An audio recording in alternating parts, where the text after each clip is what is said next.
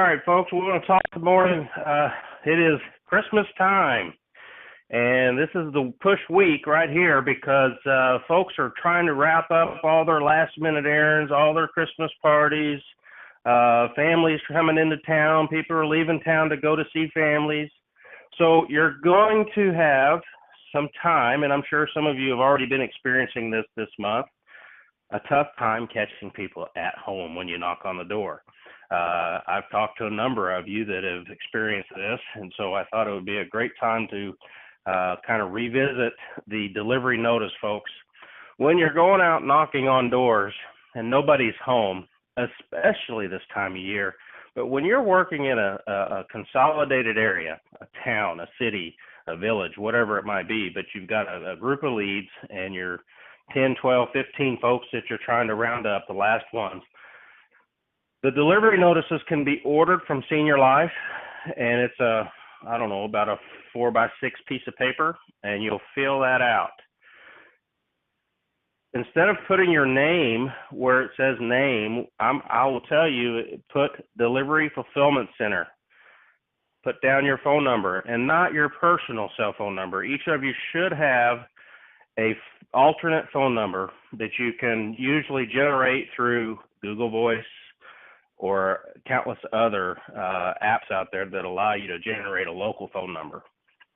And then on the voice recording, you'll want to leave instructions for that prospect to leave information to, number one, identify who they are, number two, to tell them what information you're looking for. And so my voicemail sounds something like this. You've reached the Delivery Fulfillment Center. If you're calling regarding a missed delivery notice, please leave your name, your phone number, and your address with a convenient time to reattempt the delivery. And then our disclaimer is you must be present to accept said delivery. And guys, when you leave that client is going to say, yep, I got a delivery notice, and they're going to leave their name, their address, their phone number, and when they're going to be home, most importantly. Now, if I'm still in that town, when they call, I don't answer the telephone. Because why? I've left a note there. They could not have gotten that unless they have returned home. So they've got it. Now, sometimes you're going to be in the middle of an appointment. It might be an hour and a half before you get back to that. But that's why you leave the message, and they'll tell you when they'll be home to receive that. Now, some of them will tell you, I'm going to be home the rest of the day. I'll be home tomorrow between 9 and 11 or whatever. But that's when you make the note to go back and see that person. Delivery notices are going to cut down your aimless wandering and meandering down considerably. When you leave these delivery notices, it's going to really go a long way and help tie down some of that stuff. So are there any questions? Anybody using delivery notices or having some challenges with them? Has anybody had some success stories? I'll mention this, Steve. Questions? So I've got you guys should be able to see the Google Voice setup instructions on the desktop here. And the location of that on Advisor Resources is in the Miscellaneous tab. So if you're looking at your screen, and guys, whether you're using your cell phone, a tablet, a desktop, a laptop, it doesn't matter. You should be able to see this when we share it. So here on Advisor Resources at the bottom, there's Miscellaneous. Click on that. And then you have a few different files up top. So in the upper right, and this might be a little outdated, but it shows Google Voice setup instructions. You click on that, and it gives you a step-by-step instruction on how to go about setting up your Google Voice number. Guys, this is free. It costs you absolutely nothing to sign up and use Google Voice. It is a separate phone number and phone line that's tied to your cell phone. When you set up your Google Voice number or account, you want to set it up to where your phone doesn't ring. The idea behind this delivery notice Google Voice concept here is you want it to go to your voicemail.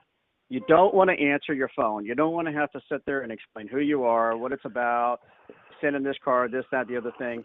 You just want it to go to a voicemail, and the outgoing message that Steve gave you, word for word, That's really what you want to say when you record that thing. A few other things, Steve, real quick, is that when you set up your Google Voice account, it will say a part of the first parts of the process is to record your name. Do not record your name. So if you record your name, Rusty Westfall, so when people call that Google Voice number, say, please hold while Google Voice tries to connect you to Rusty Westfall. You don't want it to say that. You want to record your name as Fulfillment Center or Distribution Center.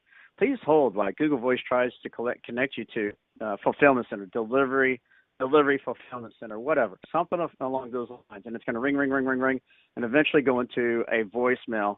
And the outgoing message is going to read exactly what Steve gave you guys, word for word.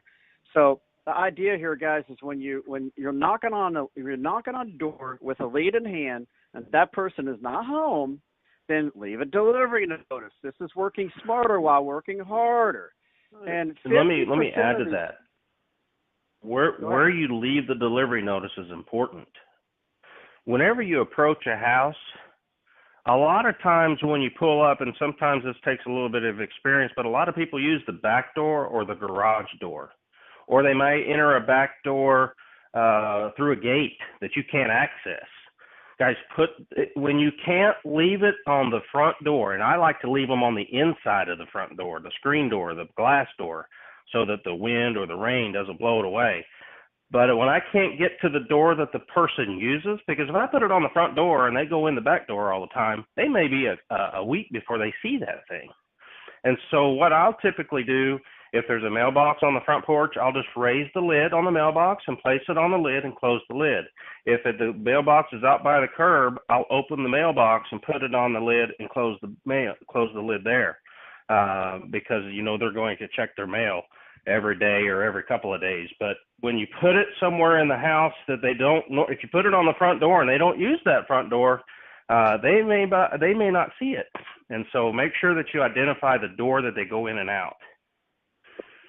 Absolutely. And I didn't even think about that, Steve. An excellent point to put it inside the screen door, the glass door. When there's inclement weather outside, that thing very well could blow right off or rain right off. So, guys, I'm going to say my own personal statistics. Steve, you concur or disagree? I'm kind of curious what your stats are. I'm going to say about 60 to 70% of the delivery notice people call on it. Now, it doesn't mean everybody's going to leave a voicemail message, but I can usually tell. I can gauge how many times people are going to call that delivery notice. I'm going to say about 50% of the people who call the delivery notice leave an actual voicemail message. And 10% of those 50%, it's going to be kind of a hairy message. I don't know what the hell this is all about. You're going to get those. You're going to get those very interesting voicemail messages. But the majority of the people who choose to leave a message is going to tell you the exact date and time of the day for you to stop back by. And guys, you schedule that as an appointment. Don't call them back. Don't answer the phone. Just find the lead.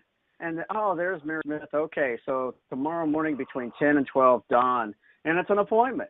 And you just show up between 10 and 12, and there you have it. Guys, another awesome thing about this is not everybody's retired. You're going to get some people who work from 7 a.m. to like 8 o'clock at night, Monday through Friday. And you will never catch them at home. If you are not utilizing this tool, this awesome, incredible tool that's 5 years later since we've kind of discovered it and made it our own, the majority of people still do not use this tool for whatever reason. So you're going to get some interesting calls at 9, 10, 11 o'clock at night. People are just now getting home, and they're going to tell you Saturday or Sunday, and you really should be willing to work on an occasional Saturday or Sunday. Otherwise, you'll never catch up with that person. Good points, Rusty. Is there any questions or comments on the delivery notice? It's pretty short and sweet, but I just wanted to make sure that we're utilizing that this time of year. I'm getting a lot of feedback from agents catching people at home, and this is the peak season of people busy time because it just is. We got more things on our agendas right this time of year. I've got parties to go to, so I got to go shopping for the groceries. I got potlucks to go for, so I got to go to the store. I've got family coming in, so there's all kinds of things that are. I got Christmas shopping to do, or as Rusty mentioned, when you catch people under 65, a lot of these folks have full-time jobs, and so they're working maybe a swing shift or whatever the case may be. But whatever time you're there and you've not been able to catch them, drop off a delivery notice as a last resort, and more times than not, at least you'll make contact with them and know when is a time that you can go by when they're normally home. All right, let's talk about emotions.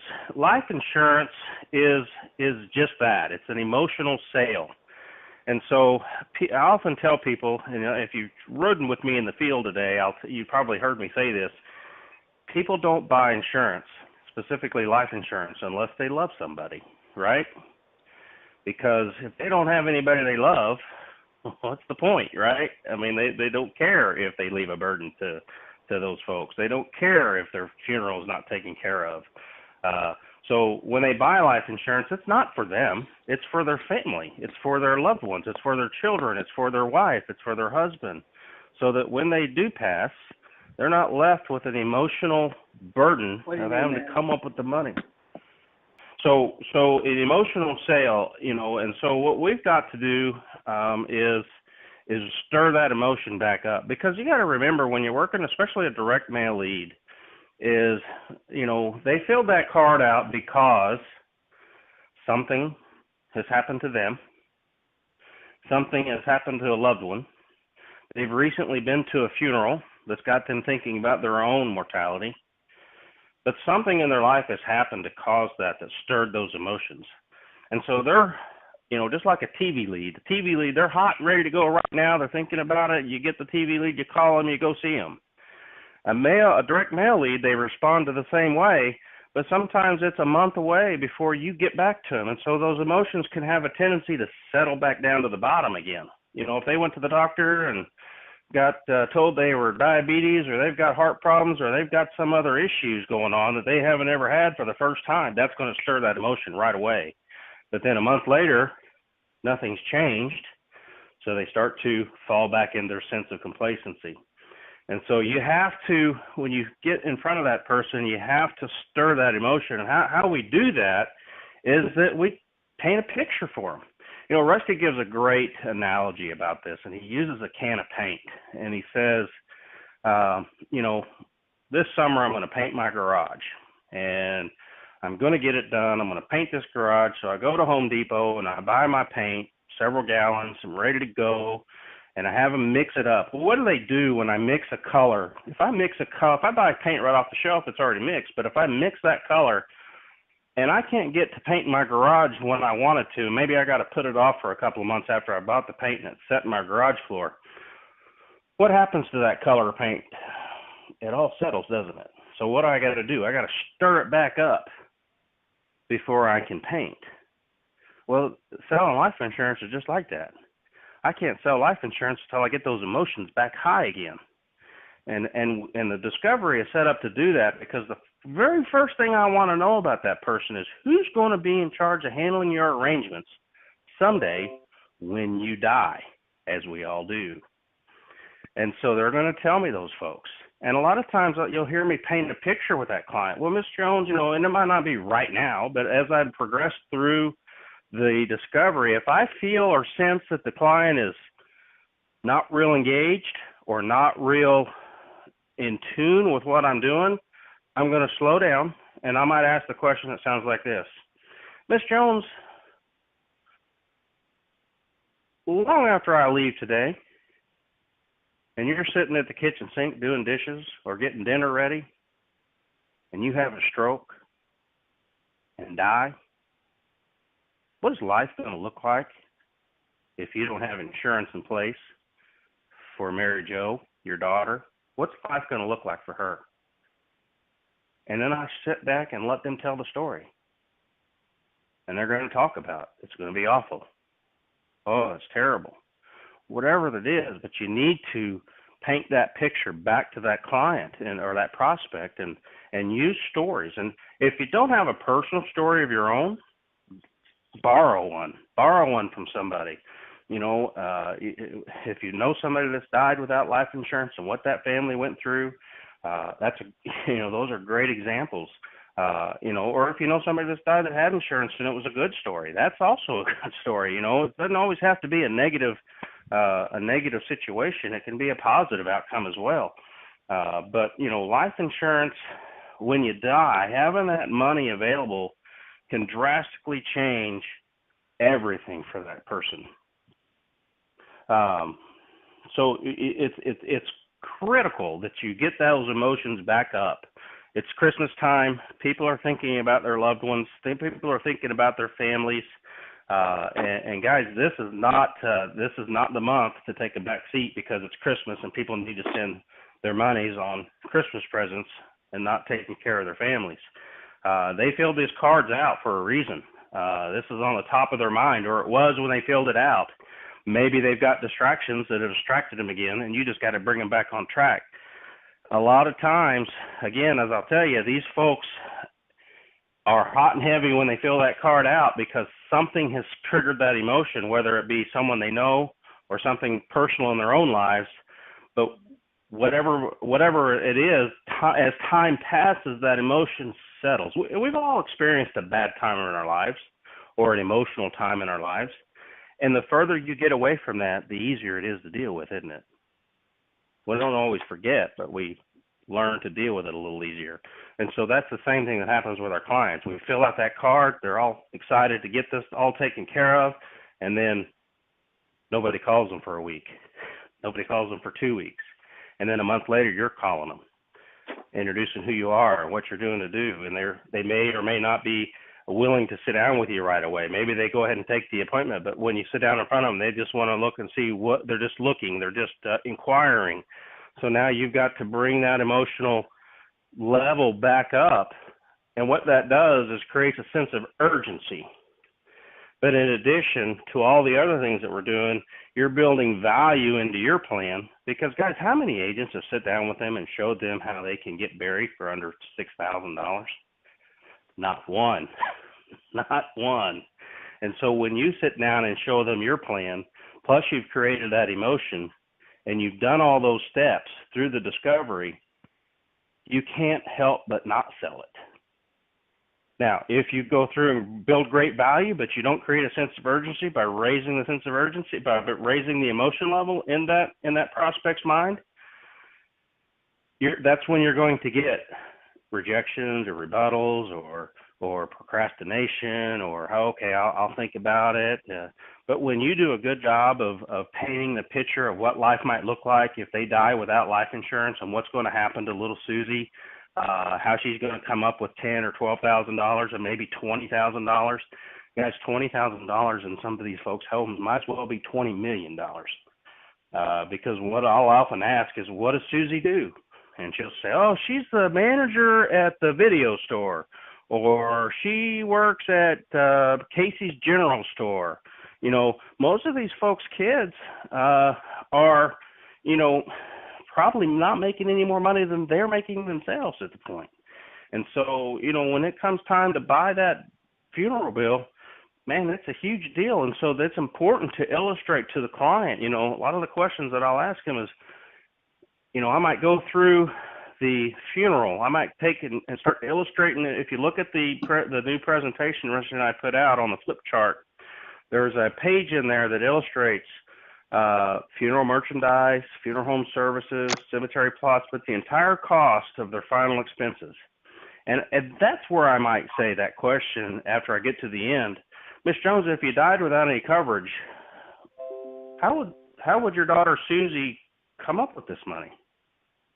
And then stop and listen. Let them talk. And most of the time you're going to get a head shake and a, oh my God, I don't know. And that may be the end of it. And that's where I interject and I say, Miss Jones, it would be a terrible tragedy to know that you'd passed away without any insurance and left your daughter with this when for as little as $50, or $30 or whatever the case may be. I might even show them the $25 plan, giving them the discount, and maybe it's not all the insurance that they need. But Miss Jones, wouldn't it be a good idea to have something in place rather than nothing at all? Because I can promise you, even if you can't, and I preface this before they tell me they can't afford it, Miss Jones, wouldn't it make sense to at least have whatever it is, 3,000, 4,000, 5,000, having something is better than having nothing like you have now. Isn't that right, Miss Jones? And once I get that agreement from them, then I'm going to go into the quoting and showing him that. But, all of that happens in the discovery. You got to be in tune with the client and where they're at. If they're being aloof and they're not taking you serious, that's when I'll start hammering them about their loved ones. What's going to happen if you don't take care of this? What's it going to look like? And then I'm going to let them speak. And if they don't paint a good enough picture for myself, I'm going to help them a little bit. Let me tell you what it's going to look like. Yep. Do you typically ask that question where you paint the picture? Let me ask you a question. Let's say yada yada yada, you die today. Does that question generally come after let me ask you a question on the scale of 1 to 10, how important is this to you? Yeah, right in there after I've showed the illustration of the cost of the burial. When they tell me that it's going to be, when I go to the question, do you prefer cremation or burial? When they tell me that, that's when I'm going to ask them, well, what do you think that something like that's going to cost you? How much money do you need to cover that? And I want to hear what they have to say. And I'll go with their numbers if they're not too far out of bounds. I'm not going to argue $500. If they tell me it's $2,000 to be cremated, well, then I might say something like this. Ms. Jones, are you just wanting a simple direct cremation or have you explored the other two options? Of course, that always gets their attention. What do you mean other two options? Cremation is cremation. No, it's really not. Depending on what you want. If you just want to be cremated and have your box handed back to your family, yeah, $2,500. But if you want any kind of service for your family, a memorial service, if you want any kind of visitation, it could be as much as a burial. So it's important for us to know what you want, what your family wants, so that we cover the right amount. And then I'm going to go into, as I progress through, then when I say, well, how important is this to you? And they tell me it's a 6. I said, oh, it's a 6. Well, Miss Jones, then I may go into that story. Well, what's life going to look like for Susie if you die? Long after I leave today, you're prepping dinner, and you die. What does life look like tomorrow for your daughter? And a lot of times that's all I have to say, because it really starts to plant that seed with them. And it's powerful when they start visualizing, yeah, you're right. I know I need to have something. And so when you're there and you present a valuable product at a favorable price, there's no reason you shouldn't get the sale. Furthermore, you could even ask after that, scale of 1 to 10, how important is your daughter to you? Is she a 6? Well, they're going to, of course, say, no. Well, no, of course not. She's 20, 100. Okay. Well, and that's what this is all about. We're trying to do, because you're going to die. Hopefully it's not going to be take the age double it, for another 77 years. Or when you die, that is going to be the single most difficult and possible day that your daughter will ever have to experience. And having a program like this in place is going to just make that a little bit more tolerable. So I'll just turn around and flip the question again. So let me just ask you one more time. And if it's the same answer, fine. Hopefully it's not. Scale of 1 to 10, 10 being the most important. Now, how important is this to you, Miss Jones? Always remember something, guys. You can't force something down somebody's throat when at the end of the day, it's not really all that important to you. Most of the time, 90% of the time, you're going to get a 10, or if you don't, you're going to be able to flip it into a 10. But, if that person on the second time around, however you do it, whatever language you use, still gives you anything less than a 10, and it's just time to pack up your bags and get the hell out of there. Years ago, we had a conference call, and we had a guest speaker and I can't remember the gentleman's name. I think I may have saved it, and I need to go find it. But there's a gentleman, Rusty, help me. I think he was from Kentucky or Tennessee. He spoke with a real soft Southern accent, and he tells a story about what he does is he goes in and paints a picture of what his family is going to be faced, what their family is going to be faced with when they die at the funeral home. And he starts off by saying that, you die tonight. First phone call the family's going to make is to the funeral home that you always go to, right? And that's the one you told me here. It's Joe's or Johnson Raymond and Johnson's Gadd. funeral home here in town, Raymond. Yeah. And he Raymond says, Gadd. when you make that phone call to the funeral home, the first thing that funeral home is going to do is they're going to be very apologetic or sympathetic and have lots of empathy for you and tell you not to worry about anything. They're going to take care of you. And all they're going to need is to come on down in the morning at 10 o'clock in the morning. And what I need you to bring is your life insurance, your Social Security numbers, and all these other documents they've got to get together. Well, think of the heightened emotion that the state of emotion that your family is going to be in hours after you've passed. It's going to be pretty high, right? And so, where's mom keep this? Where's mom keep that? I know she has life insurance, but I'm not sure where she kept it. And does she have one policy or two policies or three policies or four policies? How do I know I've got everything? And that's why it's important when I'll go through that memorial guide and illustrate, I'll point to that. Look, it's important for your folks if you got more than one policy, because they may find one and think that's all there is. They stop looking after they find the first one, right? And so it's important to illustrate that. But he goes on to talk about, then you show up the next morning, 10 o'clock in the morning, and he walks you into a conference room and you sit down, and the first thing that he does is sit you at the table, and he wants to see the life insurance policies. And he might have somebody go get the family a cup of coffee or some water or whatever. You guys sit tight. I'll be right back with you. Well, what's that funeral director doing? He's taking that insurance policy back to his office, and he's calling the insurance company to verify that it's still in force and it's going to pay out. And the moment that he gets confirmation on that, he's going to come back and tell the family, looks like the policy is in good shape.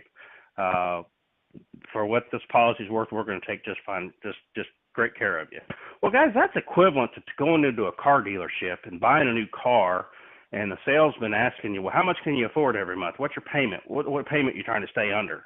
And you just hand them their checkbook and say, well, here's what I make, and here's my expenses, and this is what I can afford. Who buys a car like that? Right? A lot of people. A lot of people do. But, people buy insurance the same, or buy funerals the same way. Whatever the funeral home tells them the price is, that's the price. And so I go through all of that, and for a reason, because next thing they're going to do is take that family out into the casket room, and they're going to show them all the beautiful caskets. Well, just like if I go to the car dealership and I'm looking at cars, is the Yugo, and I say Yugo, I don't even know if they make Yugos anymore, but they don't have the base model cars sitting in the showroom floor, do they? When you look at a car that's on the showroom floor, it's usually got every bell and whistle on it. It's usually one of the nicer cars on the lot. Same thing with a funeral home. When you go out and they take that family into the room of caskets into that showroom, it's the most beautiful caskets they've got. They aren't going to have any 20-gauge steel caskets sitting in the showroom to show the family. And so they're going to let them, and when they walk in, the first thing they're going to see is probably a 16-gauge, probably the most expensive vaults, the most expensive caskets, and then all of a sudden, Miss Jones, what happens if you've got this funeral wishes that you've told your family you want, and then how are they going to feel if they have to start cutting corners and can't give you everything that you want? Most of the time, when a family wants to honor your wishes, money's really not an object. And they will go out and take out a loan. They will go out and finance it. They will, whatever they can do to do that, except they won't shop it. They won't pick up the phone and call the funeral home across the street to see what they can do it for. But guess who will? Legacy will. But my point of that story is that helps to bring that emotion. When they start visualizing their family going into that funeral home and making all these arrangements, but think about all the steps and all the decisions that have to be made. And then that client or that prospect is visualizing their family meeting with the funeral home and putting their funeral home together. It's overwhelming sometimes. And guys, the more times you can tell stories, if you don't have one, borrow one. You know, it can be a friend, it can be a family, it can be your own, whatever it is, but have stories to paint that picture. What's going to happen? Is there any questions or comments that people might have, anyone has right now at this moment? From delivery notices to catching folks at home to having some objections when, you know, if you've gotten in front of a home. Let's talk about those now. I know when I talk to you folks individually, there's all kinds of stories out there. So let's share with the group and let's build it together. If you don't have any questions, guys, share a success story.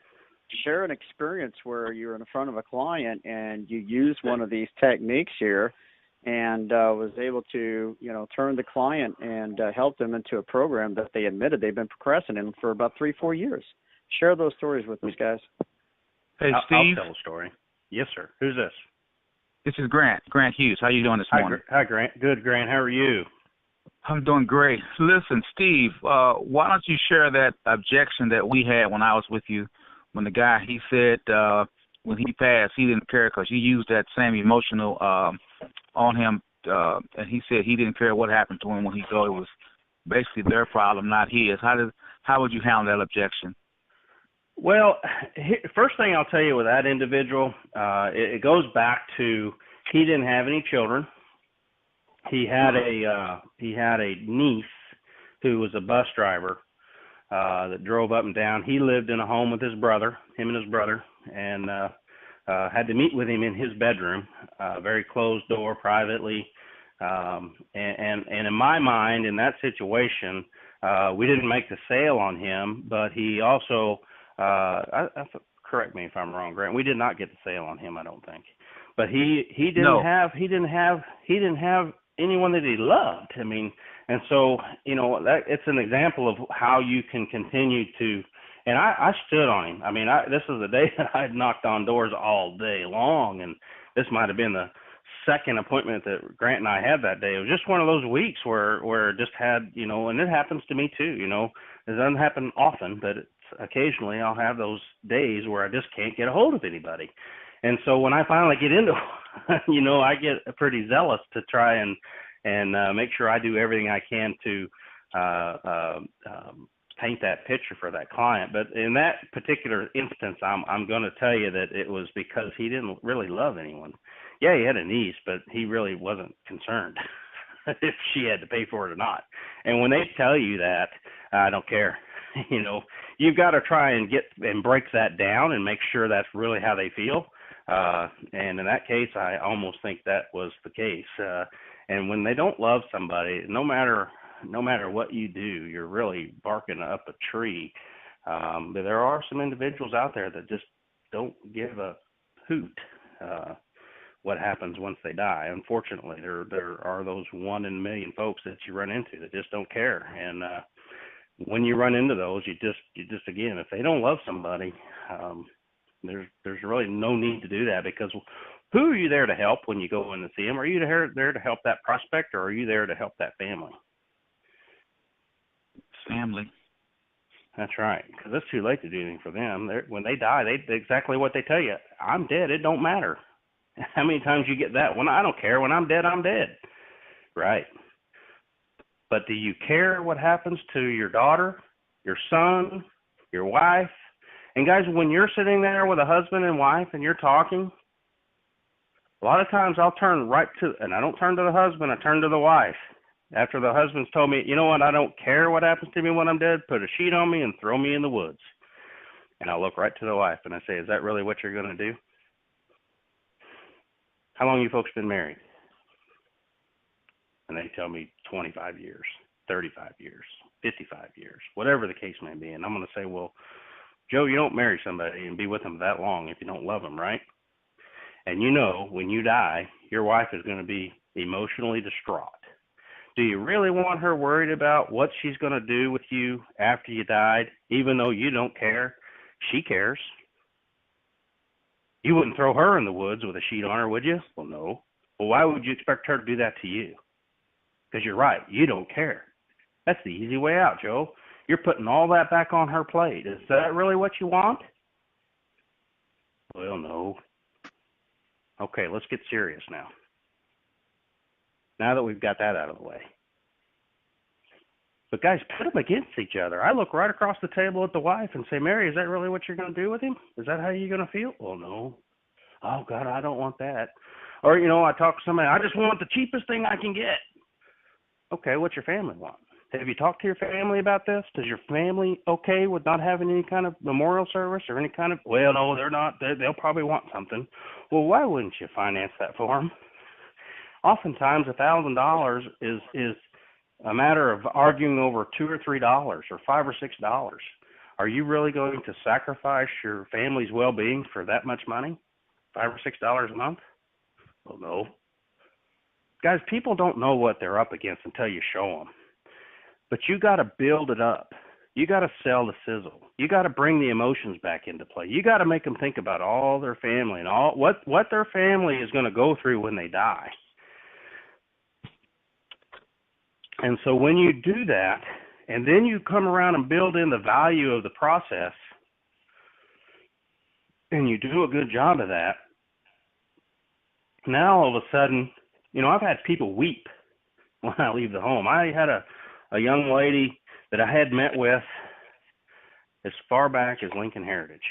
That's 2014. She bought a small little policy from me for $3,000 or $4,000. It got replaced by Gerber. She had a Gerber for $7,500. But when I met with her last summer, she with Senior Life, she had $7,500, but she didn't need any more insurance because she was going to be cremated. I said, well, I forgot what her name is, but I said, well, is cremation really what you want? Or just out of curiosity, I'm not trying to change your mind, but just out of curiosity, why choose cremation? Well, I just got to have it done as cheap as I can do, and that's what I can afford. Oh. And as we got to talking more, is your family okay? Well, my son's dead. I had to cremate him. And she broke down and went back to the bedroom, and she came back out with this black box. And it was probably about 8 inches by 8 inches by about 4 inches deep, maybe 6 inches deep. And this was my son, and she dropped it on the table. She said, that's what my son's been reduced to. And she was fighting back the tears. But why she brought all that up was because we started talking about it and about cremation and all she could afford. Is that really what she wants, or is she just looking for the cheapest way to do it? And at the end of the day, she really wanted to be buried, and she really wanted her son buried with her. And so I said, well, listen, I think we can get this done for what you got. And I showed her a $25 plan just to get her into the legacy assurance. But I threw 3 other things out there. And she didn't stop at the $25. She picked a $45 plan. And she was crying and hugging me and kissing me all the way out the door because she'd never thought that a burial was in her finances to take care of. And finally she was going to be able to do what she wanted to do, is have her son laid to rest with her. And she was scared to death that when she died, there was no one to take care of her son, who'd been reduced to a box of ashes. If somebody wants to be cremated and they're okay with that, who am I to tell them that's not their way to do it? But if they really want to be buried, they just don't know how to get it done, that's where I come in. And I show them how to do it. And a lot of times when you show somebody, they're your client for life. What do you think? Questions? Comments? Anybody else have any other good stories to share? Facts tell. Share a story, because they sell. I'll have a story. I have a question. So you're in this home. You're sitting down, and they tell you that, that, like your story that you mentioned earlier, Steve, where the guy just didn't have anybody that he cared about, so he wasn't really interested in it. Do you ask him why they sent in for more information at that point? Do you say he had a $5,000 policy that he had from work when he retired, and it slowly reduced to $5,000 cap, and so he had $5,000 what he was going to have for the rest of his life, and he wanted to be cremated, and he knew the cremation wasn't going to run any more than 2,500, and he didn't want any memorial service. He didn't want anything like that because it was just him. And so he already had the 5,000, and he just wanted to know if he could get any more for less than what he was already paying. And of course, he'd had that policy since went back when he was working. He'd had it for 20, 25 years. And I just had to educate him. Look, life insurance is priced by your age and your health. Two things happen as you get older. One, you get older. Two, you usually don't get more healthy, you get less healthy. And so what that does is increase the price of insurance. Anytime you've had an insurance policy for more than 10 years, the odds of you finding something cheaper every year that goes by gets smaller and smaller and smaller. And you've passed the point of no return. It doesn't exist. And so, that it is what it is. When you're looking for an insurance policy that is, that old and it's only $5,000, and now you've got congestive heart failure, diabetes, you're well overweight, and things of that nature, and plus you're on a slew of medications. No, it doesn't get cheaper; it gets more expensive. And so he was wrestling with why he was paying $5,000 he was getting for $18 a month that he's had for 25 years, and why I was showing him $2,500 for $50 a month. He couldn't wrap his head around it. But it is what it is, at the end of the day. In his mind, he said, I think I got everything I need. I was just seeing if I could get it any cheaper. And guys, I'm telling you, these leads are not sale-proof. If they were, we would just call them and write the app, right? Do everything over the phone. There's a reason we go see them in person. There's a reason that we have a discovery and we ask all these questions. If they were like that, we would just call them sales sheets, not lead sheets, right? These are leads of people that have inquired about the price. They are ready to buy when they find the right program. You've got to do a good job of showing them what the program does by stirring the emotional pot and creating value. And if you do those two things, more times than not, it will turn into a sale. Am I right or am I right? You're right. Question, Steve, question. Yes, sir. This is Grant again. Listen, you're with a person and they've already got life insurance. At what point do you determine that you can replace that, and how do you go about replacing it? Well, Grant, two things. First thing I'm going to look at is how long have they had the policy? Mm-hmm. And if they've had the policy for more than 2 years, my interest in replacing goes way, way down. And here's why. Every life insurance in the state of Illinois, and it's different for every state. Most states are 2 years. I shouldn't say most states, but some states are a little different. So read the rules for your particular state. But there's called gosh darn it, I lost my train of thought. It's called contestability. Contestability. There's a 2-year contestability period. And once a client gets out of that 2-year contestability period, wouldn't it be a horrible thing, Grant, if they had just say a $10,000 policy they've had for 5 or 6 years, and you walk in and you start taking the application on them, and maybe there's been some things that they just went to the doctor about last week and found a bad diagnosis, but it hasn't been picked up by the MIB, or it hasn't been picked up by the script checker. It hasn't been picked up by anything. And unbeknownst to you, you just tell them, yep, we'll replace that, and we're going to save you this money, and we're going to get you all this discounted stuff, and we're going to do all that. And then next year they die. And, well, what happens is in a 2-year contestability period, and so the insurance company's going to go back and pull all their medical records, and now it's showing up. It says he had congestive heart failure and was diagnosed a week before he took out the life insurance application.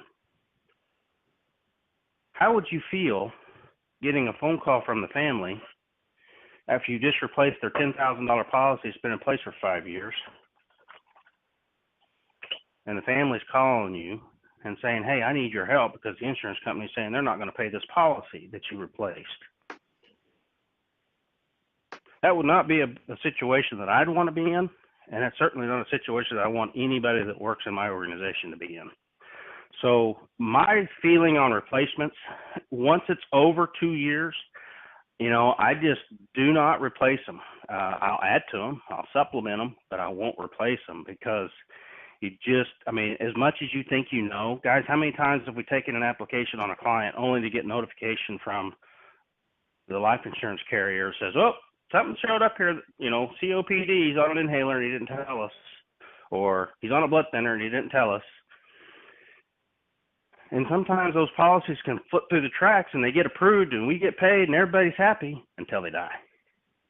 Now, if they get through 2 years, no harm, no foul. But, guys, these aren't spring chickens that we're dealing with most of the cases. These are people in their 60s, 70s, even sometimes in their 80s. And so I'm very, very cautious to replace policies that are outside that 2-year window. But if I'm going to replace it, if it's under 2 years, then, I'm going to sit down and look at it. And then I leave it to the client. Really, I paint the picture. Here's what I got.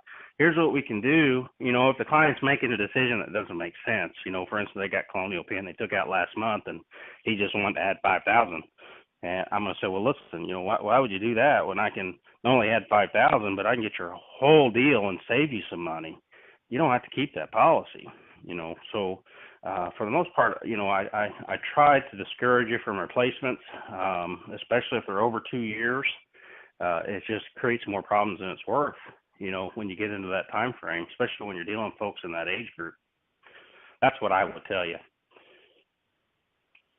Okay. So let's say you make determination that you should replace it, and you're on Slice. What are the next steps? How do you determine that? What do you do? Well, I go ahead and if I've made the determination that it's okay to replace it, then I'm going to come up with the total amount of death benefit that client needs, just as like if I was going to sell them a policy as if there was nothing there. So I think their need is 10,000. I think he's asking about the replacement process. How do you go about? Are you looking for how do you do the Slice? When you do Slice, it'll ask you if the client has existing life insurance. You check yes. Right. And then the next question is going to pop up, do you want to replace anything? And when you say yes to that, then it's going to ask for life insurance name of the company, the amount, the type, and what the policy number is. Is that what you're asking me? Yeah. Okay. I haven't had to do that yet. I haven't had to do that yet because. Okay. Go. What I would tell you to do, Grant, is after you get off the call today, is go into Slice, run a dummy application, and just try it and set it up. As you go through, the question that's going to lead you down that road is, does the client have existing life insurance? If you pick no, it's just going to move on through it. If you check yes, then it's going to bring all those questions up. Right. Okay, I got it. Okay. And with other carriers, Grant, what you're going to need, like if it's a Liberty app or if it's an Americo app and you're doing the electronic application, typically what you need is the name of the insurance company, the policy number, and most times the address of the insurance company, which you can Google that from your phone. So that's basically all you need. Okay. Some of the telephone applications will require you to go onto their into their portal with the respective carrier and download a replacement form. And they'll ask that you, because if you check yes, I have insurance, and yes, you're replacing it, and then you send that app in, it'll stop right there. You'll get an email the next day saying you'll need to have the client sign this replacement form and send it in. Yeah. So they'll need an actual web you should have. Yeah, depending on the carrier, every carrier does it a little bit different. But most carriers outside of Senior Life, because their replacement forms are all in Slice, other carriers are going to have their own independent replacement form that you'll have to download, and I encourage you to keep those in a filing cabinet somewhere in your car. I keep mine in my trunk, and if you need one, just go out and get it. Right. Okay. Steve? We're coming up on the hour. Go ahead. Who's this? Alan, how you doing, buddy? Alan. Good. Who's this? City. Alan. Oh, Alan. Hey, Alan. Hey, on that replacement, just remember, have that discussion with your customer if you're going to do that other agent's going to be hustling pretty hard usually to try to save that business. So you got to really set them up for that. Say, hey, if that's what you're going to do. Oftentimes, if I've got a customer that's not sure, I just say, listen, what's going to happen if you stop paying that premium on that policy? It's going to self-cancel. So they can handle that a couple different ways. Well, I'll say it a little different than that. What I tell them on that is, listen, let's not replace that yet. Maybe it'll be a replacement down the road, but let's go ahead and apply for this new policy. Let's get it in. I'll come back and see you, and we'll compare them side by side and go through the benefits of each policy and see which one makes the most sense. And at that time, then it becomes a cancellation at that point. And so sometimes I'll handle it that way. To what Alan, I think what you're saying, Alan, is when you send in the replacement form, then that form goes to the insurance company, and some insurance companies will send it over to you and some won't. And so you'll get notified that it's going to be a replacement, but not all of them will do that. So it all depends. You know, if it's a telesales type situation like a Colonial Penn, usually nobody's going to call on them for that. If it's a Globe, nothing's going to come up with that. If it's a company that's got a boots on the street, agents out there, that agent's going to have some vested interest in that. And he's probably going to call on them. And if he's worth his salt, he's going to go back and see that client and make sure the client's doing what's in their best interest. Yeah. Actually, I'll play devil's advocate on that one. What's in his best interest? Yeah, but when you call the Globes and the Colonial Penns, when that client calls to, let's say, cancel, the representative who's taking the call, they are trained to try to keep that policy on the books as well, Steve. So I think whether it's an agent who's sold them the policy or they bought it through the mail or what have you, I still think, to Alan's point, you need to coach your client to prepare them for yes to try to save the policy. I'll typically do that while I'm in the home. I'll have I'll put the client on the phone. I put it on speakerphone. So when I'm talking to the insurance company on the phone, I'll say, I have Miss Jones here with me, and we're just inquiring about the policy. I'll ask my questions right there on speakerphone with the client there and I usually know the answer before I ask it. So I usually don't ask questions like that unless I already know the answer. Is this policy going to go up in price? When is it going to go up? How often? When's it going to expire if it's a term policy for Globe? So I set it up that way on the phone, and a lot of times, I know the answers, and so I'm asking those questions so the client can hear it, not from me, but from the insurance company.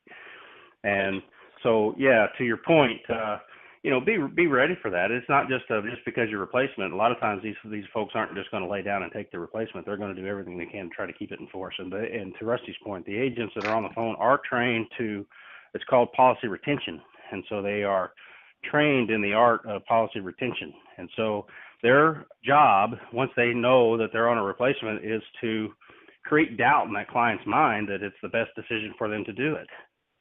And if it's a good replacement, they're not going to come up with any. If it's a bad replacement, then you may lose that battle. But just know, if you're going to replace a policy, the best way for me to tell you, if it's outside 2 years, would give you reason for pause before you go to replace something. Unless you're replacing it with a term policy with a whole life policy, then all bets are off. But if it's a hole for a hole and it's outside that 2 years, I'm going to be very cautious in telling you how to replace that, because there's just a lot of things, a lot of can of worms can be opened up with that at the time seems harmless, but within the next year or two, it could be tremendous. Mm-hmm. Guys, I write policies.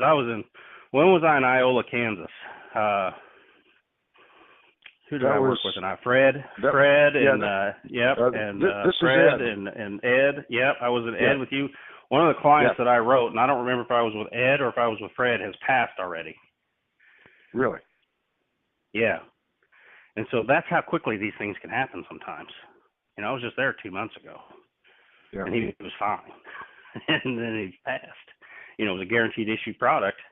And his son called me and said, hey, and you could tell he was upset, and my dad had an insurance policy with you, and he passed last night.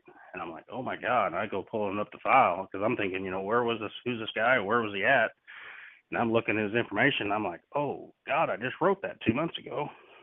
Yeah. So things happen, and they can happen quickly. So, not just because they're breathing, willing, and talking, walking around, they look good today, doesn't mean that they're going to look good even 2 months from now, or 3 months from now, or 1 year from now, or 2 years from now. Lots can change. Steve, mind if I say a few words real quick as we wrap? Yes, sir. Go right ahead. All right, so I got two quick stories to share, and I want a few announcements, and I'll let Steve close it up here, guys. I want to share my screen real quick. Off and on through Steve's call here, I've been sharing the screen with the discovery, the presentation, and so forth. Now I'm sharing my screen and showing you guys an application that I took 5 years ago exactly. So if you're looking at your screen and if you can see it, see my screen, then what I'm showing you is the original application, from one of my former companies here I used to write for. And you'll see down at the bottom where the cursor is December 17, 2013. The client's name, Earl Williams. And there's the application for Miss Bonnie Williams. Well, I got a call over the weekend. Bonnie passed away. And I was there for him. Gave him my condolences. Proceeded to assist him with pointing him to the right channels, making sure he had the right phone numbers, who to contact, what to expect. And I don't even write for this company. I'm not even appointed with this company anymore. But it's a promise and it's a commitment that I make to every single client that I have ever helped into a policy. And as I'm closing, as I'm doing my cool down, one of the things that I tell them to say, well, first of all, Mr. Williams, I want to say thank you for giving me the opportunity to be you and your wife's advisor. Anytime that somebody gives me their faith and their trust, I don't take that for granted. I really appreciate you giving me that opportunity. And a promise and a commitment I'll make to you is you're stuck with me, Earl. I'm always going to be your agent. So anytime you have questions, anytime you have concerns, anytime you want to make any changes, that's what I'm here for. I don't care if you call me 10 o'clock on a Wednesday or 2 o'clock on a Sunday afternoon. Please reach out to me. And God forbid if, I outlive you guys, unless the good Lord takes me home first, something happens to either one of you guys, that's what I'm here for. I will be here for you guys when you need me the most. That was a promise as I give to everybody and a commitment. This was a commitment that I made to the Williams 5 years ago. I mean, if you're looking at your screen, there it is. See the cursor? December 17, 2013. With this lady, it was a $10,000 death benefit. Total premium was $60 on just her alone. 5 years later, almost to the date. Isn't that weird? She passes away. She passed away Saturday, actually, and I was notified yesterday. It's bittersweet, guys. Bitter because I lost a client. Somebody lost a mother, a spouse, a sister, a loved one. I lost a client. The sweet part, if there is one, if there is a silver lining, is the fact that had it not been for me 5 years ago, well, Earl probably wouldn't be able to bury his wife. And that's extremely gratifying to know that I was able to follow through with commitment. And had it not been for me, he would not be able to bury his spouse sometime this week. It is awesome. And the guy, you could tell he appreciated it so much, the fact that I was there. I mean, I called him at 2 o'clock in the afternoon yesterday, guys. I excused myself from my family, and I reached out to him, and we connected, and there you have it, guys. The other story I want to tell, which is an annual story that I share with every single year, is this. It was the year was, let me think here, 2012. And it was the month of December. I had met up with a lady. She was single, had just one daughter, one child. And the short of this story is that she didn't have a bank account. So I was not able to write up the policy on that particular day. But she said, I really want this policy. What do I have to do? And I explained to her, I said, listen, all you got to do is open up a small little checking or a small little savings in order to complete this application and set up your monthly billing, and there you have it. Well, I really want this policy, Mr. Westfall. Why don't you call me on a Wednesday or a Thursday? So anyway, I did. I know in the back of my head 10% of the time those things don't come to fruition. But I always follow up with these people, because sometimes that 10% will prevail. Followed up with her. She answered. She was very happy to hear from me, but she didn't open a bank account.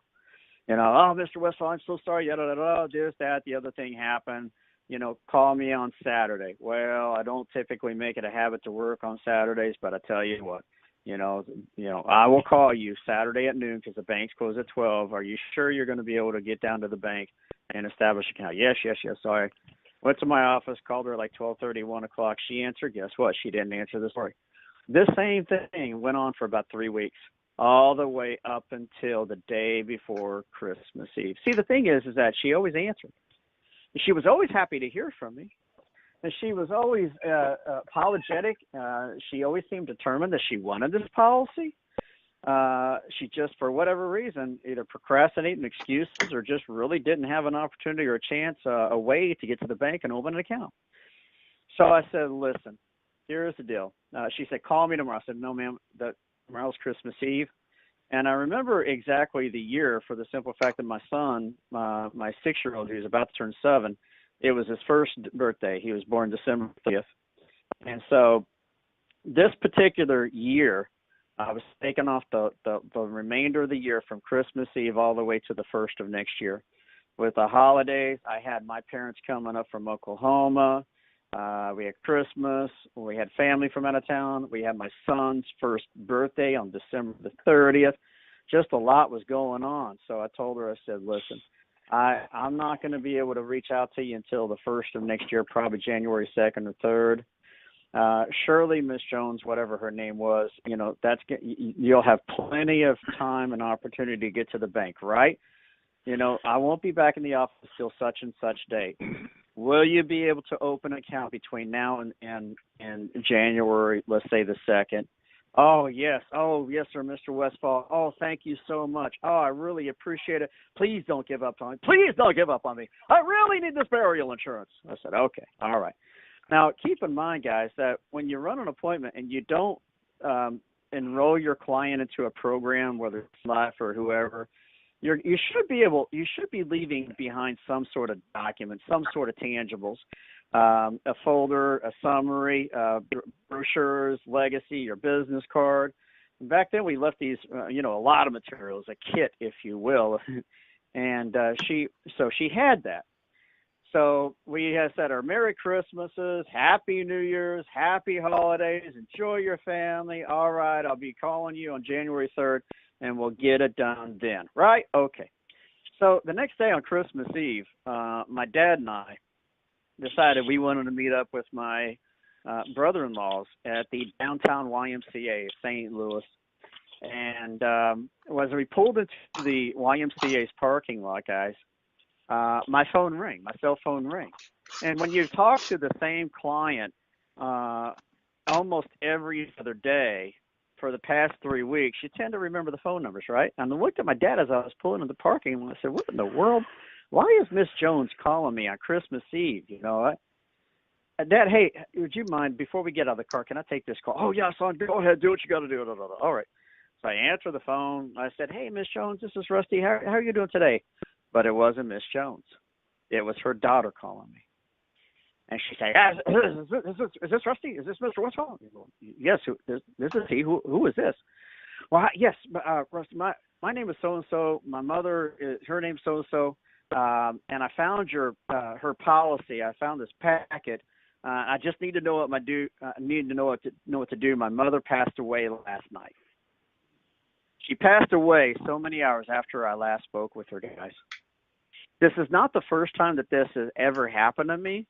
It's probably more like the 6th or 7th time in my career that somebody called me from a package I left behind. It wasn't a life insurance policy. And then that person ended up passing away and thought that they had life insurance with me. When I'm sorry, no, that was just an information packet. Your mother, your father, whoever, they never got a policy with me. But I never had to experience something like that on Christmas Eve or any kind of a holiday for that matter.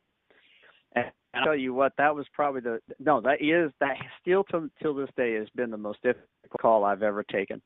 I then had to explain to this lady that her mother's policy never got started. I explained to her what happened. I said, I promise you, I did everything I could, ma'am, to get your mother's policy in place.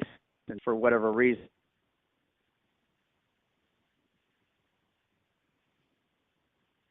Hello? Are you there? Hello. Can you hear me? Yeah, I can hear you. We must have lost. Okay. We lost Rusty. Ladies and gentlemen, Rust, don't ever take you that went call. mute. You went mute, Rusty. We lost you for about a minute, about 30 seconds. Oh, did you? Okay. Yeah. The point is don't ever take that call. Do everything that you possibly can to help these people take. It is truly important to them. Guys, with our clients, it's really easy for your clients to make excuses. It's so easy just to put it off tomorrow, put it off after the holidays, call me on January 2nd, yada, yada, yada, yada. And you just got to push back a little bit harder. At the end of the day, guys, you are these folks' personal trainer. You are their coach.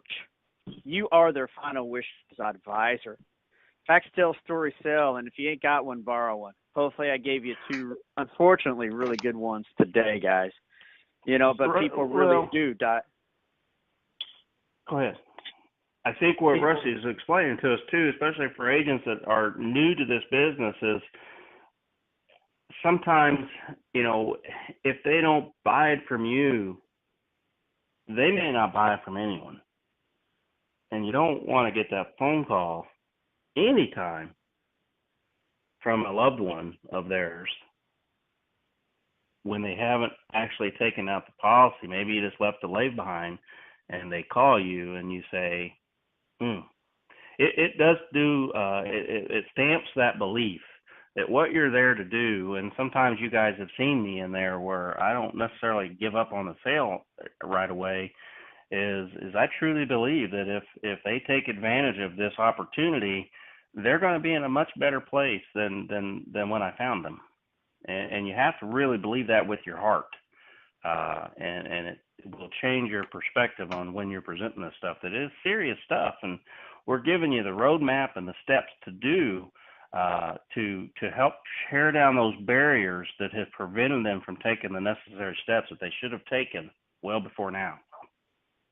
But a lot of these clients have these imaginary barriers to getting this in place, whether it's the money, whether it's they're not sure it's the right decision for them. They're not sure might be something better out there.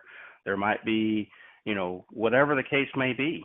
But you've got to sit down with your client and have true heart-to-heart meetings. And sometimes emotional discussions are, these clients haven't never had these kind of discussions with someone before. You know, I always tell my clients when I start talking about their loved ones, I said there's two discussions that parents and children hate to hear. The first one is the birds and bees, because what do your kids say? I don't want to talk about it. And the second one is, here's are my final wishes.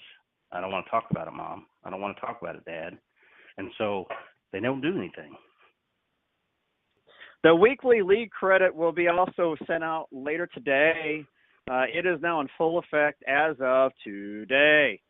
The weekly lead credit falls in line with our weekly reporting. So any business that is submitted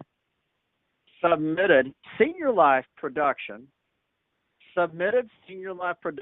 from Friday morning to the end of business day Thursday, now we've got a weekly lead credit that we're putting free leads, free money in your pocket.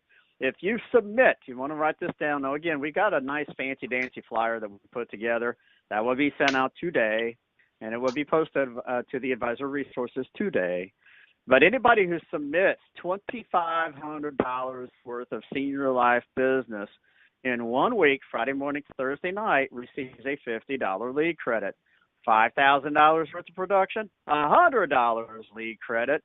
$7,500 worth of submitted business, $150 free lead credit, and $10,000 of submitted business, that's a $200 lead credit. You think, oh man, that's a lot of production. That's impossible. Guys, I see every single week through these through Senior, and I see it through other IMOs, people submitting and writing and issuing $10,000, $15,000, $20,000 worth of production every single week. I see it over and over and over. Can it be done? Oh yes, absolutely. It doesn't happen by accident, though. No, you definitely got to put in some time. Some of these people, they work 6, 7 days, in a week. I've seen it done actually 2 weeks ago. I didn't write the agent's name down, but in 3 days she submitted $17,500. $17,000 in production. $17,000 in production in 1 week. She had every day. No, 3 days. She was, 3 days. Yeah. 3 days. Yeah, Steve. and 3 days, and she was writing big money every week. I mean, but she was. I mean, when you're writing that kind of business, you're not just falling into it. You gotta set the appointments. You gotta. Well, number one, you're going to take more than 10 or 15 leads. You're going to, you've got to take the leads. And that's another discussion I'll kind of point on right now is, guys, the money you want to make is directly dependent on the amount of leads you take every week. If you're taking 5 or 6 leads a week, you're going to expect a smaller production level. If you're taking 20 leads a week, the more leads you take, and obviously the more leads you work, the more money you're going to make. Yeah, you're going to spend more, but you're going to make more. And guys, I tell you, I mean, I've done it. I've written consecutive years, $250,000, $300,000 in a year. Those are, and I didn't do it just because I worked 2 days a week or 3 days a week. I was working 5, 6 days a week and putting in 10, 12 hours a day. That's how you do it. And you get on these streaks, and it's contagious. Once you start building some momentum, you want more, you want more, you want more, and it is truly a wonderful feeling at the end of the month, and you look at your number, and it's $30,000 for the month, or $35,000 for the month. It's life changing. It certainly is.